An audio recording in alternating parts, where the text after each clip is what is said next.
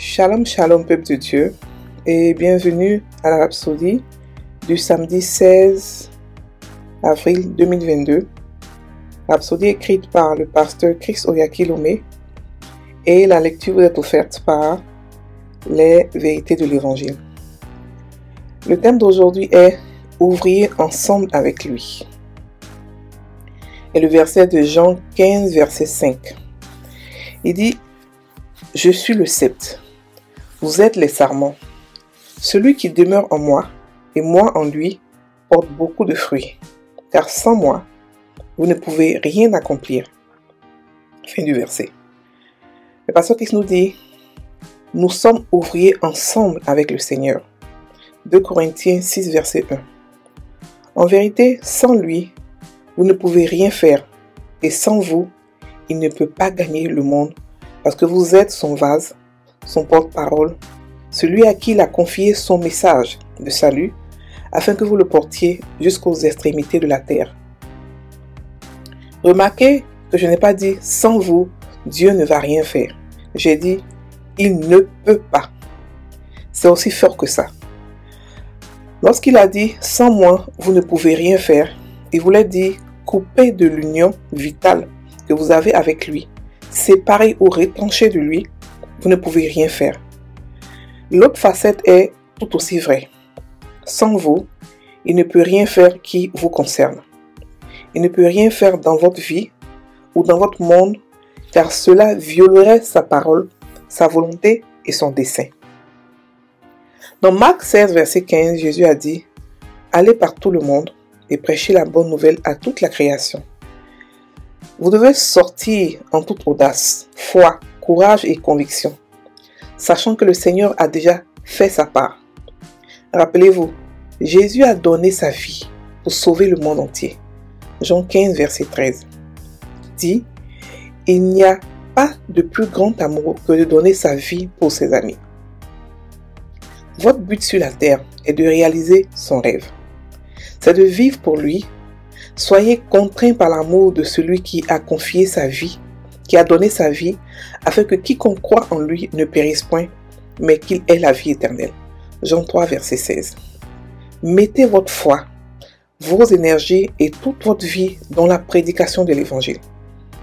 Rien ne devrait être plus important pour vous que votre amour pour Jésus-Christ, que vous démontrerez en conduisant les autres au salut. Fin de la Rhapsodie. Alléluia. Le pasteur ici nous parle de notre assemblage ou le fait de travailler avec Dieu. Il explique à quel point nous sommes vraiment dépendants l'un de l'autre. Alléluia. Il a dit ici que dans le verset d'ouverture que je suis le sceptre et vous êtes les sarments. Celui qui demeure en moi et moi en lui porte beaucoup de fruits, car sans moi, vous ne pouvez rien accomplir. Il a dit, vous ne pouvez rien accomplir. Il n'a pas dit, vous n'allez rien accomplir. Il a dit que vous ne pouvez rien accomplir. Ça veut dire que le pouvoir ici que nous avons est en lui. C'est en restant en lui, en demeurant en lui, que nous portons beaucoup de fruits. Et comment demeurer dans le Seigneur? Très simple. Pour demeurer dans le Seigneur, il faut être dans la parole de Dieu. La parole de Dieu que beaucoup de chrétiens négligent. Beaucoup de chrétiens prient pendant des heures. Quand il y a un souci, tout le monde prie. Oh, la prière est la solution. La prière est la solution, c'est vrai. Mais il y a des courts chemins en Christ. Il y a des courts chemins, des grands pas, des pas de géant que vous pouvez effectuer avec la parole et la prière. Les deux ensemble. C'est pas la lecture, mais la méditation de la parole. L'étude biblique pour comprendre les vérités, pour comprendre, pour avoir une intelligence supérieure, pour comprendre les principes de Dieu, pour comprendre les paraboles. Alléluia. Donc ici, le pasteur explique que de même, nous ne pouvons rien faire sans lui. Christ aussi, Dieu aussi, ne peut rien faire sans nous. Et vous allez vous dire, mais c'est bizarre parce que Dieu, il est tout pouvoir. Oui, il a le tout pouvoir, mais légalement, la terre nous appartient. Légalement, pour agir dans ce monde, il faut avoir un corps humain. C'est pour cela que Jésus a dû venir en être humain pour agir, pour être légalement le représentant de tout le monde, pour pouvoir battre Satan, pour pouvoir nous donner sa vie éternelle. Donc, sans lui, Sans nous, il ne peut rien faire. Et il a besoin de nous, même dans nos propres vies. Il faudrait que nous l'invitions. Il faudrait que nous l'invitions dans les soucis que nous traversons. Sans ça, il va regarder, il ne va rien dire. Et les gens vont se plaindre que je ne comprends pas, Dieu sait mon problème, il ne fait rien. Non, il est quelqu'un qui ne force pas. Il veut que tu lui demandes. Seigneur, entre dans ce souci-là. Qu'est-ce qu'on fait? Parce que n'oubliez pas, on est ouvrier avec lui. Dans tout. Dans notre vie, dans la vie des gens, dans la manière dont on prêche, dans tout ce qu'on fait, on est ouvrier, on est un avec lui. Il est en nous et nous sommes en lui. Donc sans lui, nous ne pouvons rien accomplir, absolument rien faire. Nous allons être comme les gens de ce monde. Les gens de ce monde accomplissent des choses, mais ce sont des choses qui sont éphémères. Ce sont des choses qui sont maudites. Ça veut dire qu'aujourd'hui c'est bon, demain c'est pas bon, après c'est pas bon, et ils sont un peu perdus. Les esprits les fatiguent. Mais nous qui sommes en Christ, nous avons un repère, nous avons une force qui est Jésus. Donc nous devons comprendre que nous devons être tout le temps connectés à lui. Parce que sans lui, nous ne pouvons rien faire. Et quand nous sommes en lui, nous portons beaucoup de fruits. Qu'est-ce que les fruits?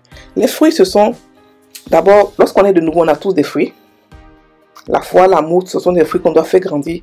Mais il y a encore d'autres fruits qui s'ajoutent à nous, des talents qui s'ajoutent à nous. Lorsque nous commençons à prêcher l'évangile, à parler de Dieu, à être plus matures en Christ, à comprendre qui nous sommes, à vraiment être dans la parole. Il y a la sagesse qui se développe. Un talent de guérison qui se développe, la donne de guérison qui se développe, plein d'autres choses encore, qu'on appelle des fruits. Et ces fruits-là sont impérissables, intarissables.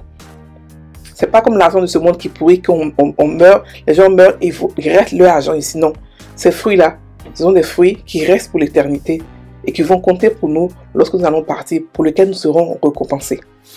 Donc il est important que nous prêchions l'évangile. Et rien ne doit être plus important pour nous que de prêcher l'évangile. Parce que la manière dont Dieu nous a aimés, il a dit qu'il n'y a pas de plus grand amour que de donner sa vie pour ses amis. Il a donné sa vie pour nous, afin que nous puissions avoir lui sa vie.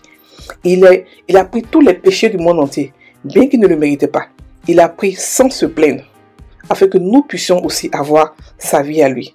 Donc ce que nous devons faire en tant que chrétiens, nous devons avoir l'amour des âmes, l'amour d'évangéliser, l'amour de prendre des personnes dans les ténèbres pour les ramener à la lumière.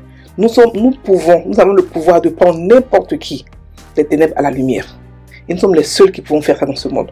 Donc pourquoi ne pas en profiter? Pourquoi ne pas apporter des gens? Pourquoi ne pas évangéliser? Pourquoi ne pas parler de Christ? Il n'a pas dit que tout le monde va accepter, il a dit de parler. Donc on parle, on doit évangéliser, on doit parler, on doit trouver des stratégies, on doit avoir ça à cœur. Chaque chrétien doit avoir l'évangélisation à cœur. Vous dites qui je vais toucher aujourd'hui? Comment je vais toucher les gens aujourd'hui? Alléluia. C'est ce que le pasteur nous dit. Il dit que on doit évangéliser, mais on doit évangéliser en demeurant en Christ. Parce que sans lui, nous ne pouvons rien faire. Et sans lui et sans nous, il ne peut rien faire. Alléluia. Donc prenons la prière. Cher Père, la lumière de ton glorieux évangile brille si intensément aujourd'hui.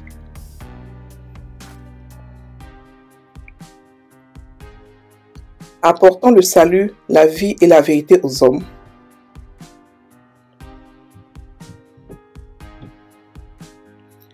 Aux femmes, aux garçons et aux filles partout.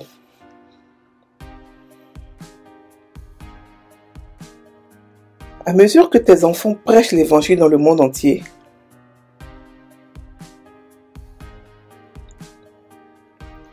ta justice est établie sur la terre et dans le cœur des hommes. Au nom de Jésus. Amen. Frères et sœurs en Christ, passez une très bonne journée. Chaque matin à 5h GMT, nous avons la prière sur YouTube.